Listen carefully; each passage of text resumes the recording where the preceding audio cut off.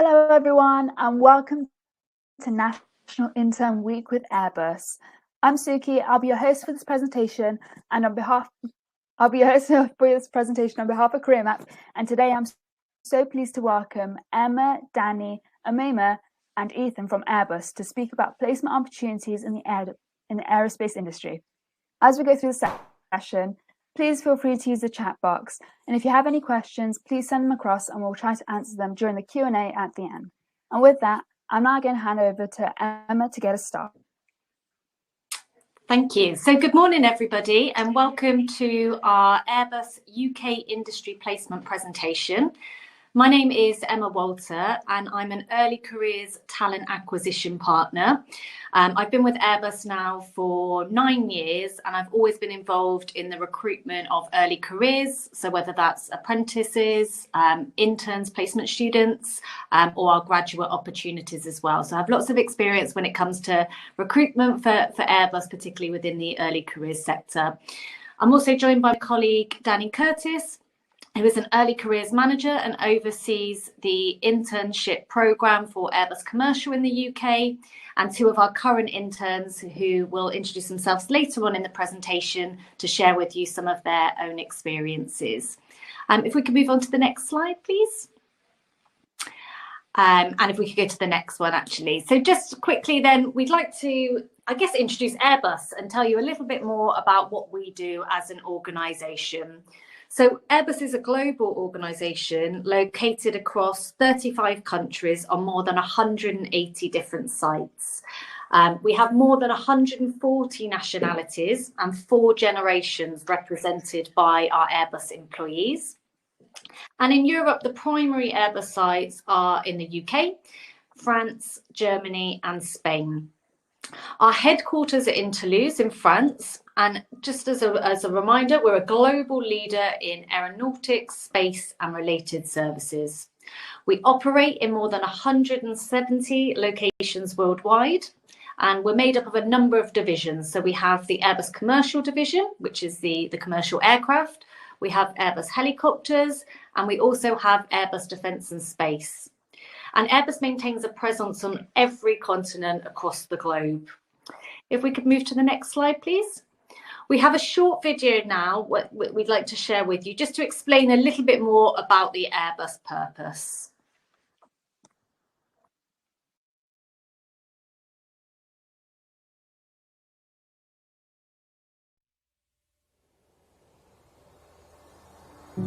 There are countless planets in the known universe. And yet Earth is the only one we know of that can support and sustain life. It is a magnificent outlier in an infinite cosmos. The world is a beautiful place. Its people, environment, and spirit need to be protected, united, and sustained. And we, at Airbus, have a part to play. It's a responsibility that impels us to push boundaries, to build a better world for today and tomorrow, to help the world's nations and communities protect their citizens and values, and defend their strategic interests, to keep up the pace of positive, sustainable change, and to bring our beautiful world and its people closer together. All this and more will be made possible through our purpose: to pioneer sustainable aerospace for a safe and united world. The world is a beautiful place. Pioneering sustainable aerospace will help keep it that way.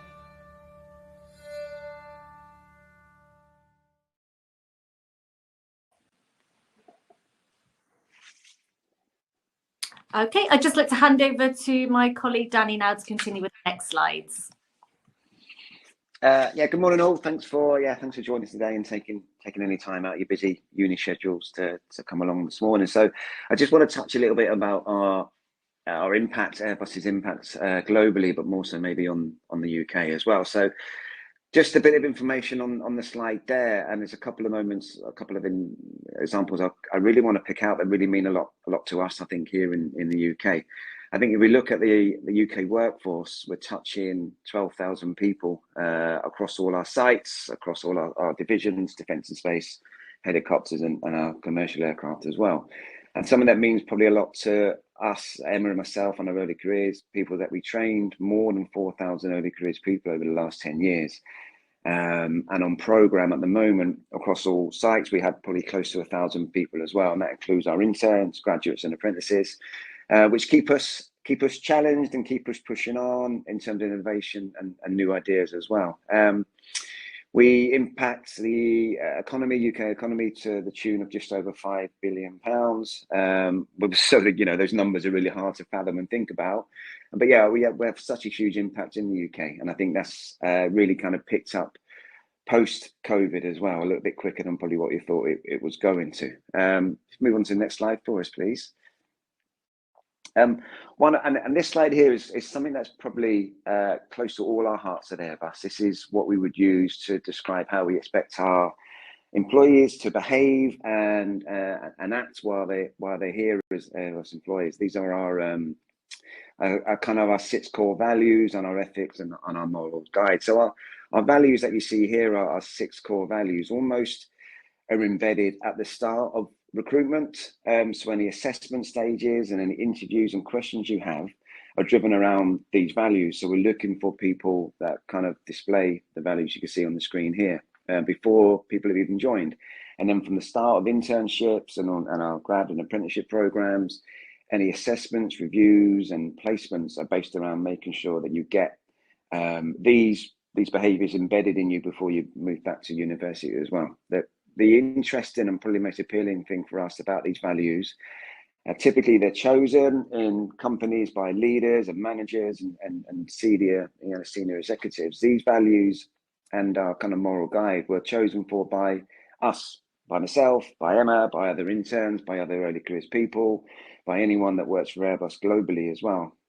So these values were kind of picked and chosen by employees and adhered to by employees as well. So there's 2 or 3 ones that resonate a lot for me on here, which is the We Are One teamwork value, global mindset, global collaboration. The more diversity we have for people that work here, the better set of ideas and challenges that we have.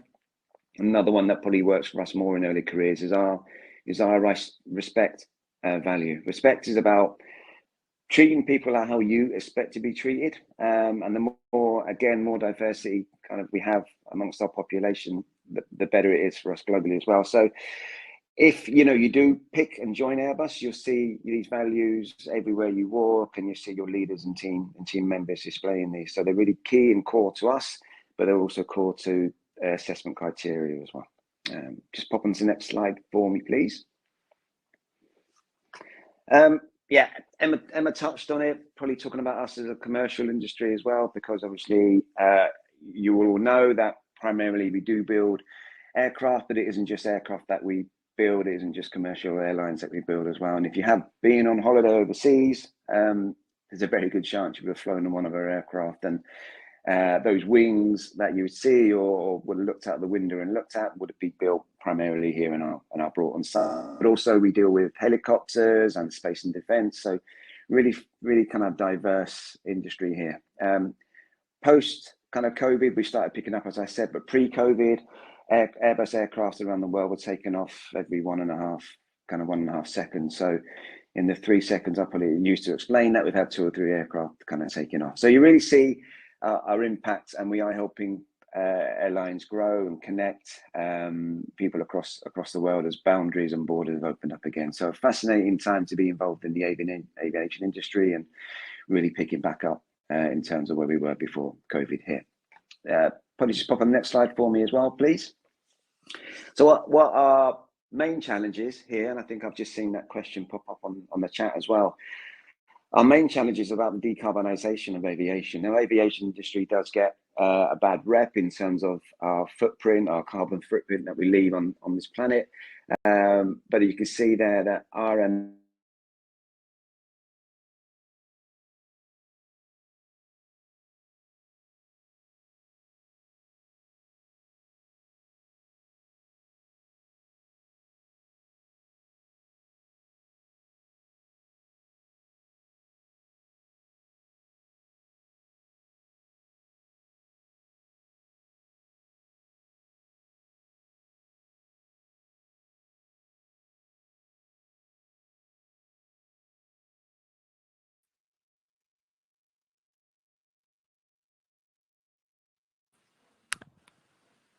Oh, have we lost Danny there? I think we might have lost him.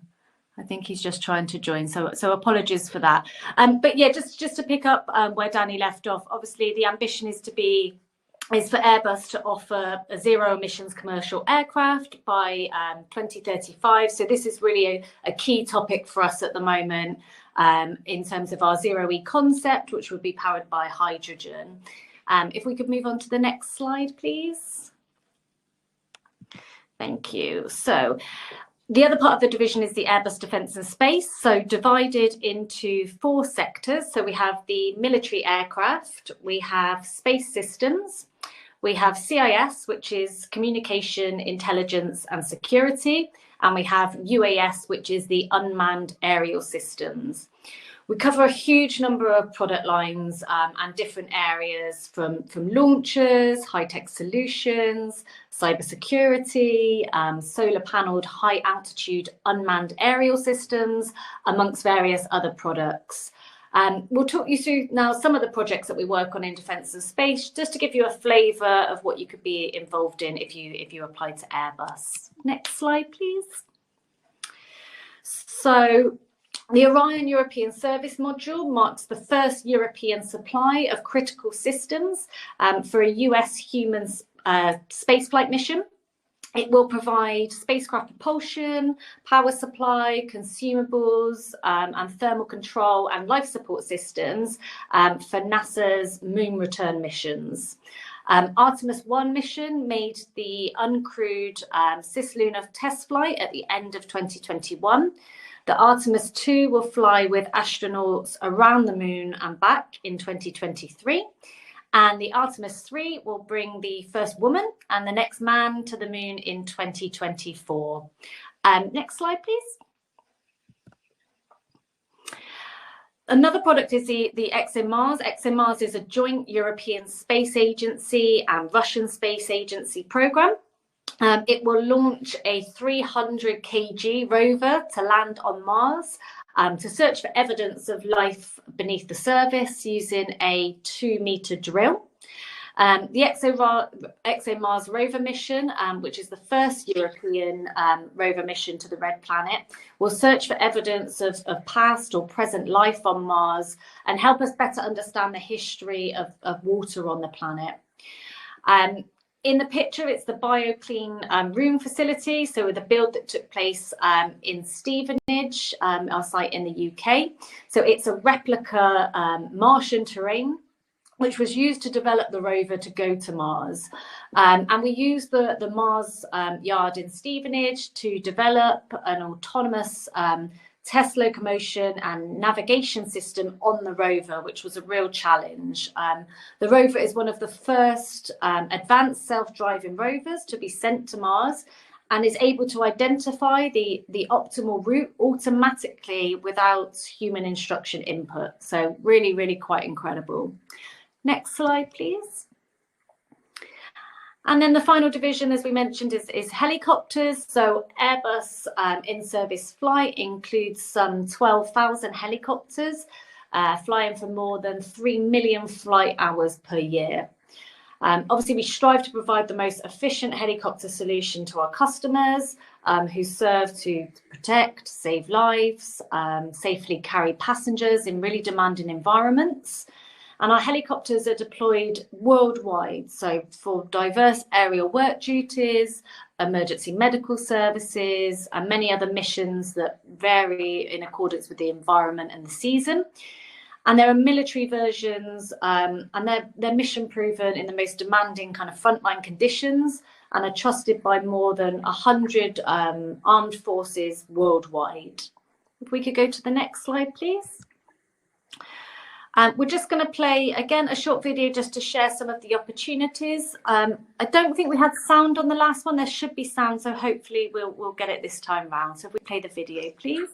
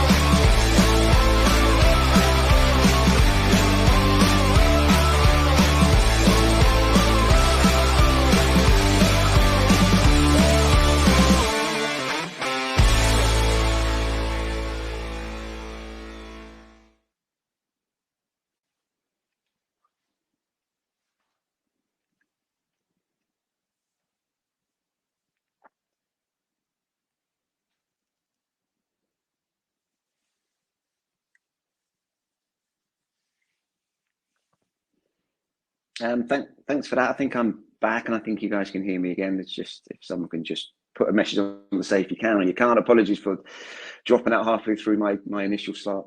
These things are sent to try. It's technology you can never really fully control. I just want to kind of talk about what the industry kind of placement looks like, and I think some of the changes we've made to the program in the last 2 years. We had a bit of an ability probably last year to revamp and review what we were doing for our internship program. And in terms of what we managed to bring in this year and what we can deliver for any kind of placement years, it's kind of detailed on that screen there. It's normally around about a 12-month, maybe 12.5-month placement internship starting, we say summer, so July or August next year. That takes you all the way through to probably September or the back end of August before you start your final or fourth year at university. There's well over 200 opportunities across all our divisions in such diverse fields as IT, engineering, HR, procurement, business, operations, you name it. There's probably an internship role available in there. What we pride ourselves on, both myself and Emma have worked on this and our current interns, hope you can back this up, is that interns come in here to add value and a worthwhile placement. You're not just here to make up numbers or feel that you're here to do photocopying or reports. You're here to contribute to the values and goals of your team or your function that you're joining as well. So after a few months of kind of bedding into the team and getting used to Airbus terminology or the process we use, you then will get set clear defined objectives, which you'll review with your manager. That will help you deliver some kind of real value added objectives over your 12, 13 months with us as well. What we brought in for some of the programs as well is you will get some core training delivered to you guys, the same training we'll give to our graduates. You'll also get given some protected time as well to work on things that you want to work on for your own development. Up to 10% of your working week is based around what you'd want to do. We involve all our interns as well in some of our outreach and STEM activities, as you can see today, where we've got 2 of our interns joining later on. So we do really pride ourselves in the fact our interns are valuable members of what we try to do here at Airbus. I mean, a little bit about admin kind of stuff in there. The salary is just under £20,600, £20,590 a year. You get 25 days holiday on top of that, as well as the kind of bank holidays. And there's flexible working that we have for our interns, which one of the benefits I still can't get my head around but enjoy quite a lot is that finish at 12 o'clock on a Friday. And that feels like you actually get a good long 2.5-day weekend as well. Access to all the same training that every single Airbus employee would get while you're here. Over 1,000 elements of training programs as well. So yeah, I did a graduate program after I finished university. I wish I'd done an internship at the same time, because our interns that come back as graduates here, or interns that go on to another role as a graduate or post-university, are a year or 18 months ahead of any other person that goes into that role. You get a feel for what industry is like. You get a feel for what a big or a small company could act like. You get a feel for just office behaviors and mentality as well. So we really do recommend that you take that 1 year out with uni, which I know is probably a bit of a tough decision, but it will probably put you in better stead in the long term as well. And obviously getting a nice break from studying and getting some money to contribute to that graduate debt that I really just stopped paying off myself, I think is another major benefit as well. So I think that's it from me. I think we're going to hear from our two interns next. I'm not sure who's next on the list.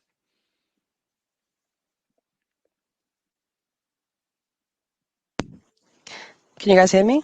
I think you can. We can. Yeah, we can. Perfect. Great. So my name's Ameima, and I study aerospace engineering with pilot studies at UE Bristol. And I think I'm just going to start off with my proudest moment. I don't think it's a secret that it's really hard to get a placement, let alone at Airbus, considering there's a really high competition. But I really do believe in the statement where it's like you reap what you sow. I worked really hard. I went out and I got the experience that I wanted or needed even to set myself apart from other applicants. And I think that really helped my application.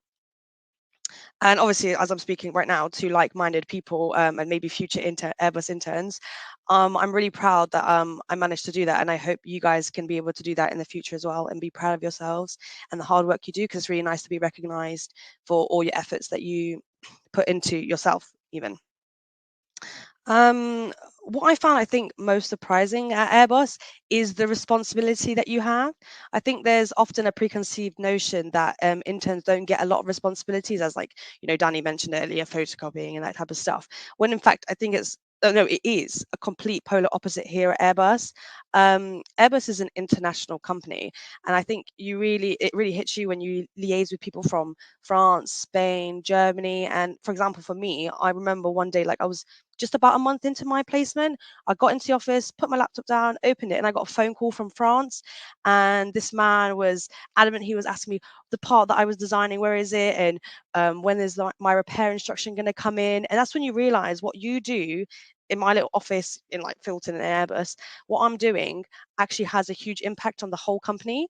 It's a domino effect. What you do like affects someone else's task, and what they do affects someone else's task. So you actually have an impact. And my work, my repair instructions, my CATIA model parts, they're going to be in the Airbus system for future like years to come, because of course like we still use the same aircraft and they go on those planes. And even when I leave, and when you guys hopefully join and then leave or whatever, your work is still going to be there.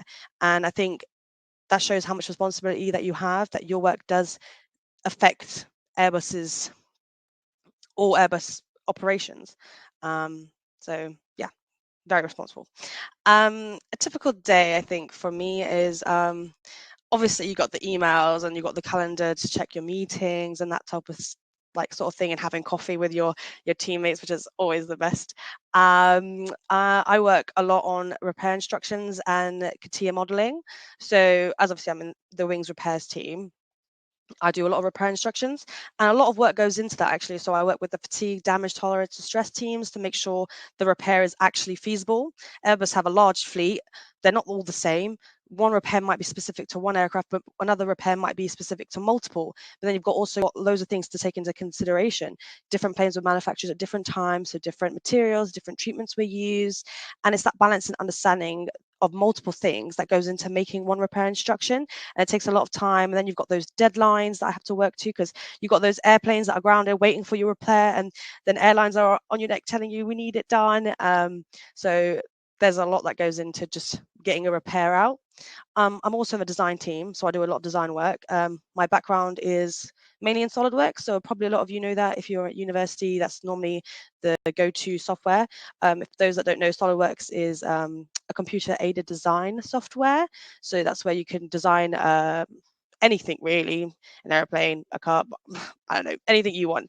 But the industry standard and what Airbus uses is CATIA. And if anyone's used CATIA, you guys know it's really hard to use. It's a big step up from SolidWorks. And obviously my background was not in CATIA. But what I found with Airbus, as Danny said earlier, we have that we are one mindset. So my team really helped me because they want you to do well. We all work together. We're in it together. Our work affects each other. And so they helped me a lot with CATIA. And as Danny also said, they had the training. So Airbus have like a 2-week, I think, program where they do CATIA-based training. So Airbus invests a lot into you to make you a better individual, even if we're here for a year or if you're a graduate, you're there for 2 years and then hopefully carry on. They want you to go out and become better engineers. And I really respect that. And I really like that about my placement. I get to learn loads of new things and get a load of new skills that can help me in my career in whatever I want to be, really. In terms of the application process, I don't think it's a secret. We all know that it is competitive. It really is. But you really need to demonstrate your passion, I think, for your respective field that you're applying for. So for me, I did wings repairs. You've got to really utilize past projects into your CV and your cover letter. So like speak about projects that you have done that give you like a good foundation. So obviously I wanted to do wings repairs. I spoke a lot about wings projects that I had done throughout university. It's not just about you worked at a shop or something like that. Try and use anything you worked on at university to your advantage. Sell yourself. That's what you really want to do, but also be yourself, especially if you get into an interview and in the cover letter. You want to show that what makes you different is you, your personality, the experiences you have, and people that apply all most likely study the same thing. So that's what you've got yourself. That's what's going to make you stand out. So try and be yourself. Don't be someone that you're not. I asked my manager before I came into this meeting. He said, make sure you're yourself, because you don't want to end up in the job and they realize you're completely different to what you told them that you are. Because obviously it's not just about work. They also want a team player. They want someone to get into the team, part of the Airbus family. And I think that, so selling yourself, being yourself, and getting all the experience that you have ever done at university and putting it all into one. And I think Airbus can't not hire you, you know? Anyways, my fellow other intern, Ethan, has a lot to say as well. So over to him. Hi guys, I hope you can hear me. My name's Ethan. I'm currently studying aerospace engineering at Bath Uni. This would be my third year of university, but I'm off on placement within wing repair engineering. One of the things that I think a lot of the interns, including myself, were concerned about coming into the internship was sort of the fear of going into a brand new team and speaking to the senior management and sort of how you were going to actually integrate within that department. But I have to say, like, my team have been extremely welcoming. They've really facilitated my integration to Airbus. They've allowed me to sort of undertake jobs across loads of different teams, which has meant that I'm able to sort of develop a bunch of different skills that I'll then be able to take into maybe even university and then future jobs after university. I felt quite privileged to be able to do that, because being able to experience a bunch of different fields and almost shadow a bunch of different engineers with very specific expertise, but they're all very different. So I can really get an in-depth knowledge in certain topics. So one of the biggest things that's helped me settle into the company, and more than anything into Bristol as a whole, because I assume if you guys get the internship, you'll be moving into a new city, is the early careers team and the sort of relationship between the graduates and the interns. So one of the big things is, for example, there's this system called Generation A, which is a group of grads and interns that sort of come together a few times a week and do things such as dodgeball, doing airsoft, do weekly, monthly pub quizzes of different departments. And a lot of the time that comes from us having those friendships and developing relationships with other interns and grads. Prime example is in next week I'm going off on a wind tunnel tour, which wouldn't have been possible had we not sat down with the person that works within the wind tunnel at lunchtime. So in terms of the support that you get, at least within my team, we do extensive training online, and extensive, in my case, like shadowing of people, as I said. The best way of training for me is to just do it, and my team are very happy if I make mistakes, so to speak, as long as I then go and rectify them. If I just leave them, they'll be a bit less happy. But if I'm there, I own up, I'm accountable for what I've done wrong, and then sort of push forward and try and develop the problem and develop where the solutions should come from. Obviously we have a joke, we have a laugh, our typical intern, like coming in new and look, don't know anything. However, once that's done, they really do sit you down and sort of, in my manager's case, walk me through step by step certain ways of getting through problems. So for me, one of the things I struggled with coming into the internship was stuff to do with stress. And that was one of the first jobs they put me into. And I sort of was sitting there all a bit panicked and flustered, because I was like, oh, first impressions matter, all of that. And they were like, right, just calm down. We've all been here before. We've all come out of uni and been in a new job and not really known where we're going with it. So that's been really lovely for me, is actually experiencing how people senior above you can give you that insight without feeling patronizing or condescending. One of the biggest challenges that I found coming into the job, which I think I can speak for a lot of the interns as well, is the deadlines. If you're like me at uni, sometimes there will be a deadline in 2 weeks' time and you'll just put it off and you'll put it off and you'll put it off. And all-nighters can work. You know, when you're at uni, you've got a lab report during the next day. You'd be like, right, I'm going to the library, I'll have a few energy drinks and we'll sort it out.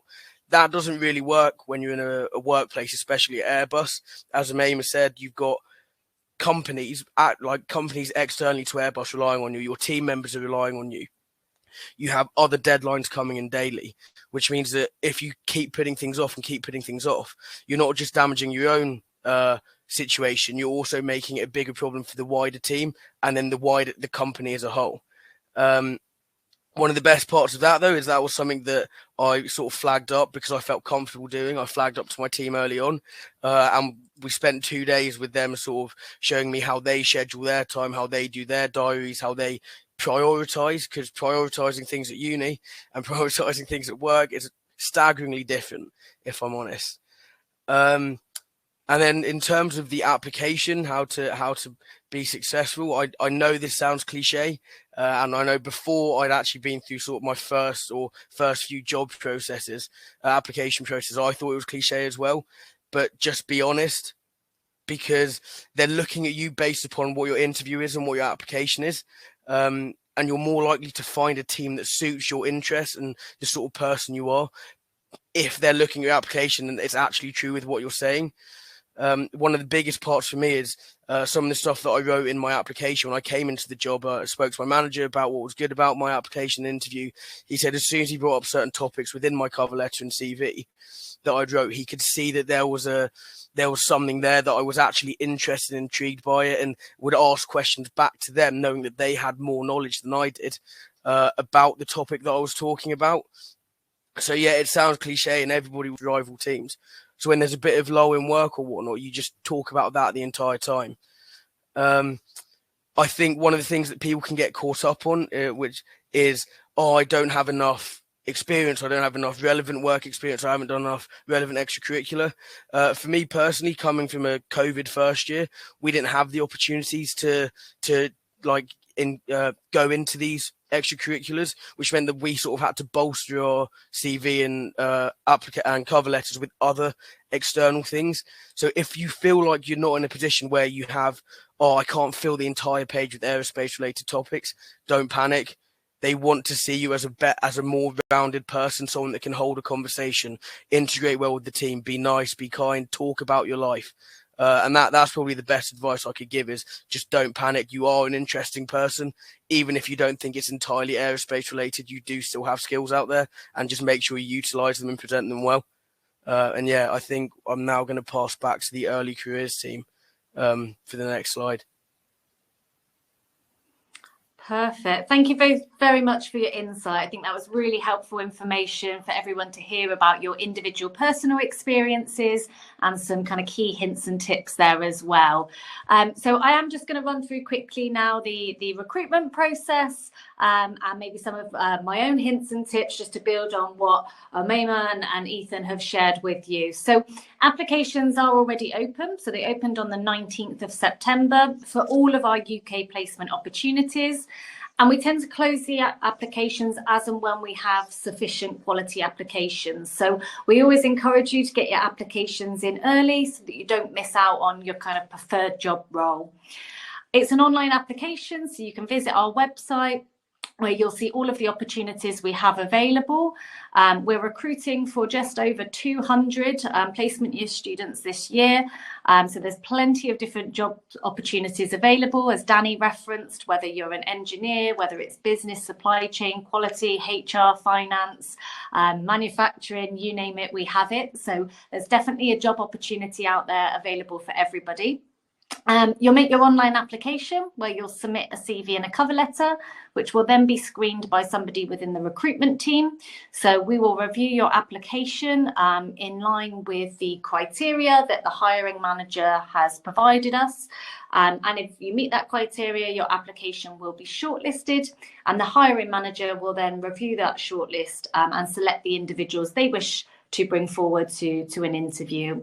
It's just a one-stage interview, so it'll be a combination of competency or behavioural questions, many of which will be linked to our Airbus values that Danny presented earlier on, and also some technical questions. And by technical questions, we mean questions more specific to the individual role that you applied for. And if you're successful, you'll get the verbal offer, and you would join Airbus in the summer of 2023. If we could just move on to the final slide. So key hints and tips, so many of which were already covered by the guys in the previous slide, but just a couple of things to reiterate from my side. So A cover letter is absolutely key. As I think somebody mentioned, it is competitive. We do receive lots of applications, and many of the CVs, for full transparency, can look quite similar. So it really is the cover letter that differentiates you from the competition. So I think in terms of the content of the cover letter, it's really about demonstrating that you're willing to put the extra effort into your application. So looking at picking out some kind of key experiences and linking them to the role that you're applying for, really focusing on that kind of motivation. And also I think remembering that, we've never met you as individuals face to face. So this is really your one opportunity to sell yourself. The guys mentioned to really be your authentic self, to share more about who you are as an individual outside of the academic studies. The second point sounds like a really, really basic patronizing point, but it's really underrated. Receiving an application full of spelling mistakes and errors can be quite off-putting, and in a competitive environment it can be the kind of key decision making. So if somebody in the recruitment team or a manager comes across an application that is covered with spelling mistakes and errors, obviously it doesn't look great. So please just ensure you spend that extra couple of minutes just to quality check your application before you submit it. Also, try and think about ways in which you can personalize your application to you as an individual. So this comes back to the point about being your authentic self. We really want to find out who you are as a person, what are your interests and hobbies. And as Ethan highlighted, that doesn't have to be around aviation, the aviation industry or Airbus. What do you like to do in your spare time as well? Because there's other skills and qualities that you can bring to your internship, be that kind of teamwork, customer service, all these different skills that you will get through your other interests and hobbies as well. So it's thinking about what skills or experience or interests do you have that will make you stand out from the crowd, and how can you maybe relate that back to the role that you're applying to or to Airbus as an organization? Are there kind of key values that you hold as an individual that you can see within our own Airbus values as well? Make sure you've done your research, and by that I don't mean copy and paste the first paragraph from our homepage. We know what we do. In order to take your restep, make sure you tailor your application. It's not unheard of to receive applications that mention other companies' names or even other positions. So please ensure again that you quality check, tailor your application to the role that you're applying for. And again, this just shows the attention to detail that we would expect for your application. And finally, just to reiterate the point that really get your application in early. Take the time still. Applications have only been open just over a week now. We have plenty of opportunities available. So take the time to make a quality application. We recommend that you limit the amount of applications you make and focus on quality over quantity. So maybe pick, 2 or 3 roles that are really of interest to you and spend time tailoring those applications instead of more of a blanket approach of applying for 10, 20 positions. And I think if we could just move to the final slide. So we have a QR code here, which will take you directly to the careers website where you can find all of our opportunities. Just like to thank you all again for your time this morning. We hope that the information that we shared has been valuable, and we really look forward to receiving your applications soon. And we're going to open up now to Q&A. Thank you so much, Emma. Thank you so much to the rest of the team for sharing all the information that you have done. I hope everyone's found it valuable. We have had quite a few questions come in, so if we just go through them and see how we go. So Lily has asked, would I be given on the graduate scheme too if I do the intern? The intern pool for graduates is normally around about a 70% pool, I think, 8% pool, but it stands you in good stead. You get to find which grad schemes might work for you and whether Airbus works for you as well. But you have, we normally pick from let's be honest, the cream of the crop of the interns that work through their 12, 13 months with us. And those guys and girls do normally come back as graduates as well. Anything else, Emmy, you wanted to add on to that? No, I think that's fair. Yeah, if you perform well in your internship, yeah, then absolutely we want to retain you in the business. So there would be an opportunity for you to be referred for the graduate program, as Danny mentioned. Okay, thank you. I would say yes, to a certain extent. Stressful is probably the wrong word, because stressful is more the mindset that you take into the job. More it's high pressure. At least within my department, you have a lot of airlines that need a lot of repairs done, and they all seem to think that they all have to be at the front of the queue. So juggling all of those companies and liaising with customer support in Toulouse and sort of that stuff, I would say that's the high pressure side. The actual work itself, I've found, isn't that stressful or panicked, because you're in the job for a reason. You're there because you know what you're doing, and they have. Okay, thank you, Ethan. So Aisha has asked, I think this one is for the UN. Aisha has asked, what is your favorite?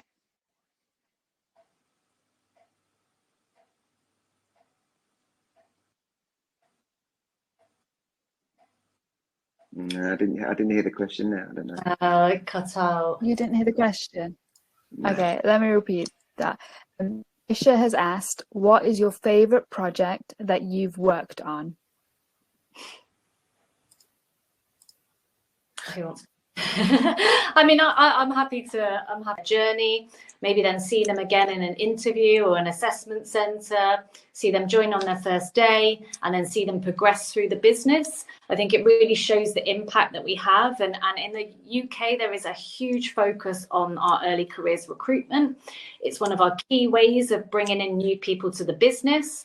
We recognise the benefit that the early careers population bring, the different mindset, the new critical skills that we're looking for as an organisation. And I think it's really nice to then see that in place when you hear all of the success stories of the individuals. You see where they grow within the business, the awards. Emma, I think we have lost Danny, but that's okay. So Priya has asked, what is the best about working at Airbus as an intern? For me personally, it's been about meeting new people, and more than anything, meeting new people that are like-minded. When you're in university, you meet loads of people, and it can be quite difficult to sort of pick and choose and figure out who your sort of people are and who quotation marks, because ultimately we're all interns and grads, but you're meeting all these new people, you're figuring out each other's hobbies. Like in my case specifically, we were sitting down at lunch one day and a few of us were like, well, why don't we start a 6-a-side football team to join the Airbus internal league called Intern Milan? And it was like that just came from a few of us sitting at lunch one day being like, yeah, we want to play a sport, we all like football, yeah, we'll go and do it. So I'd say meeting the other interns, because obviously the job's fun and you're going to be doing that for the year, but coming out of that year and going into the grad scheme, you're going to be doing a load of different jobs. So being able to meet those people initially is probably my favourite thing so far. Let's move on to the next question, and we can always go back to that if they do. Okay. Stevie has asked, is there an option to work in the head office in France as part of the scheme? So in terms of what we're discussing here today, then we're focusing on the UK opportunities. Within that, there may be, dependent on the team that you join, an opportunity to visit Toulouse. But if you were looking to be based purely out of headquarters in Toulouse, then you would need to focus your search on the internship opportunities available there.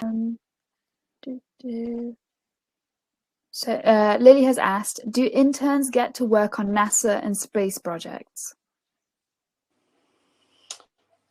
So I would say, so first of all, if we're talking about defence and space, then obviously there are multiple projects going on at the moment. NASA specifically, not necessarily, but there are multiple projects. I think the best thing think the best thing if you're interested in defence and space is really to check on the job adverts, because they will list the type of projects that you can expect to be involved in. Also, if you look at specifically the defence and space section on the website, or even to research some of those projects that I mentioned earlier on in the presentation to find out a little bit. It's about kind of how you approach the question, maybe you're working out, and just to have a more kind of open two-way conversation to better understand your technical ability, but also for us to understand maybe where we can support you. Because remember, an internship or placement, it's a development opportunity. We don't expect you to come in and have all of the answers. As the guys have referenced, you have a team around you to support you, to help with maybe any areas that you need development with over the course of the placement. So whilst we do ask questions, it's really just so they're the year in industry placements. If you're on an integrated master's course, then that's absolutely fine. But if you've already graduated and then you've enrolled on a master's, then you would be looking at our global graduate program. Okay, thank you. And Sanat has asked, so okay, this is a long one. Someone changed their job diversity. I believe they're a postgrad mechanical engineer, have got mid to senior level experience in construction management diversity. Would there still be a possibility of the level? Would there be a possibility of them getting hired or getting a placement? So not for the UK industry placements, because they are solely for undergraduate students. That individual would be better off applying either directly to the Airbus Global Graduate Programme, which applications are open now, or with the level of experience, a direct role. Okay, thank you. And Joseph has asked, do you also do summer internships? We have getting value from a placement. We found that really 12 months is better for the individual than 3 months, because you'll probably find just as you get to grips with the role, it will be time to kind of leave again. Whereas in 12 months, you can really deliver something that adds value. Okay, thank you very much. And Edita has asked, can you share some top do's and don'ts to increase their chances of getting an internship? Do's and don'ts. Painting a picture of you as an individual. And as I said, that really doesn't just have to be focused around your passion for the aviation industry.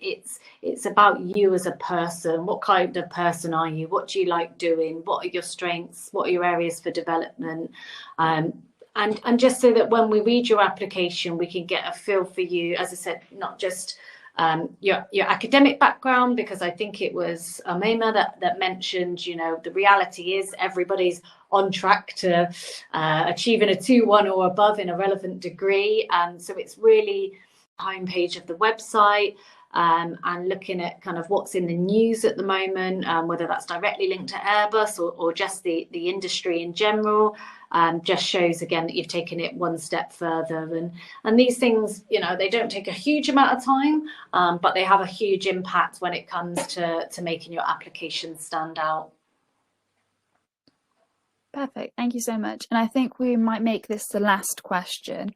Sally has asked that she's a UK citizen, currently in her first year. She's studying in the University of Barcelona. Can she still apply for a graduate scheme or an internship? Yes. Good luck to anybody who is applying for an internship or graduate placement. Is there anything else you would like to add from the Airbus team?